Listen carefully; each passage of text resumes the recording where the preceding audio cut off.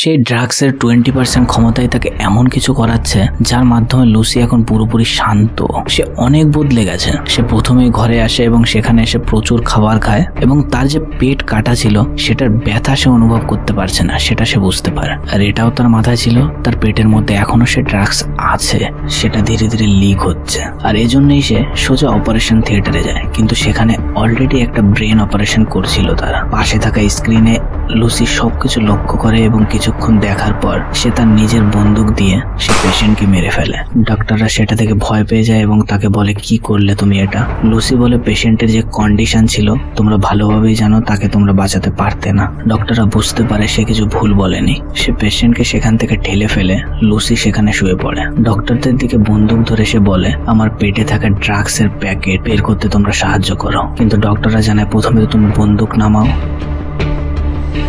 আর এটা শুরু করার আগে তোমাকে অ্যানেস্থেসিয়া দিতে হবে যাতে তোমার ব্যথা ফিল না হয়। কিন্তু লুসি জানায় তার কোনো দরকার নেই, তোমরা তোমাদের কাজ শুরু করো যেমনটা আমি বললাম। অপারেশন চলাকালীন লুসি তার মাকে কল করে এবং সে বেশ ইমোশনাল হয়ে তার মাকে এমন কিছু কথা বলে তার মা অবাক না হয়ে পারে না, কারণ লুসি তার মাকে এত ছোটবেলার কিছু কথা বলছিল যেটা তার মনে থাকারই কথা না। লুসি তার মাকে জানায়, আমার সমস্ত কিছু মনে আছে মা, এমনকি তোমার দুধের টেস্টও এখনো আমার মুখে লেগে আছে, যেটা এখনো আমি পুরো ভালোভাবে মনে করতে পারি।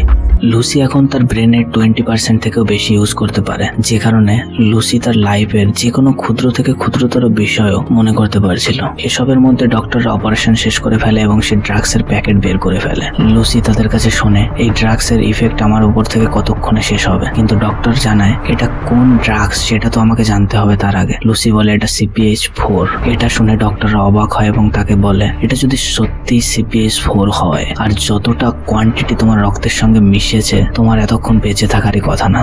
লুসি তাদের কাছে শুনে এটা কি ধরনের ড্রাগস। ডক্টর তাকে জানায় CPH4 এমন একটা কেমিক্যাল যেটা কোনো মেয়ে যখন প্রেগনেন্ট হয় তার 6 সপ্তাহ পর তার বডি থেকে এই কেমিক্যাল রিলিজ হয়, যেটা একটা বাচ্চার জন্য অ্যাটমিক বোমের মতো কাজ করে। কিন্তু আমি শুনেছিলাম কেউ এর সিনথেটিক ভার্সন বানাচ্ছে, সেটা যে কেউ বানিয়ে ফেলেছে সেটা আমি জানতাম না। আর ডক্টর লাস্টে সেই কোশ্চেনটা আবার করে, কিন্তু তুমি এখনো কিভাবে বেঁচে আছো? লুসি জানায় বেশিক্ষণের জন্য হয়তো নয়।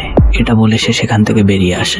বাইরে এসে সে দেখতে পায় সে এখন নেচারের একদম নিখুঁত জিনিসও লক্ষ্য করতে পারছে, যেমন একটা গাছ কিভাবে অক্সিজেন নিচ্ছে, কিভাবে সে মাটির নিচে থেকে জল নিচ্ছে, সেটাও সে খালি চোখে একদম ক্লিয়ার দেখতে পাচ্ছিল। এরপর লুসি মিস্টার চ্যাং এর কাছে যাওয়ার প্ল্যান করে এবং সেখানে তার সমস্ত গার্ডকে মেরে তার কাছে পৌঁছায়। লুসি গিয়ে সময় নষ্ট না করে সোজাসুজি গিয়ে তাকে কোশ্চেন করে আরো যে বাকি 3 জন ছিল তারা এখন কোথায়, কারণ তাদের কাছে যে প্যাকেট আছে সেটা এখন তার চাই। মিস্টার চ্যাং কিছুই বলতে চায় না, আর লুসি দ্বিতীয়বার রিকোয়েস্ট করে তার টাইম ওয়েস্ট করে না। সে মিস্টার চ্যাং এর কপালে হাত দিয়ে নিজের ব্রেনের সঙ্গে তার ব্রেন কানেক্ট করে, ঠিক যেমন একটা কম্পিউটারের সঙ্গে আর একটা কম্পিউটারের হয়। লুসি তার মস্তিষ্কের সমস্ত কিছুই দেখতে পাচ্ছিল। সে সেখান থেকে দেখতে পায় একজনের রোমে যাওয়ার কথা ছিল, আর একজনের বার্লিনে, আর আরেকজন প্যারিসে। এরপর লুসি প্রফেসর স্যামুয়েলের সঙ্গে কন্ট্যাক্ট করে। লুসি তাকে জানায়, তোমার সমস্ত রিসার্চ আমি পড়েছি আর আমি তোমার সঙ্গে দেখা করতে চাই। কিন্তু স্যামুয়েল তার কথা শুনে একটু হাসে এবং তাকে জানায়, তুমি হয়তো জানো না আমার পুরো লাইফ আমি এটা নিয়ে রিসার্চ করেছি আর এই নিয়ে আমার কত পেজ লেখা। লুসি বলে, লাস্ট 2 মিনিট বসে তোমার লাইফের 6734টা পেজ, তার সমস্তটাই আমার পড়া শেষ, আর তুমি যথেষ্টই ঠিক দিকে যাচ্ছ।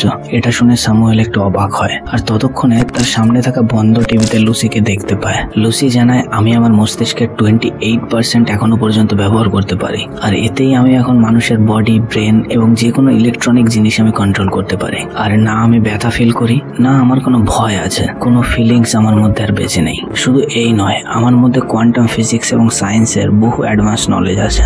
কিন্তু প্রফেসর, সেগুলো আমি কি করব? স্যামুয়েল তাকে জানায়, তুমি সেটাই করো মানুষের বডির সেল যেটা করে।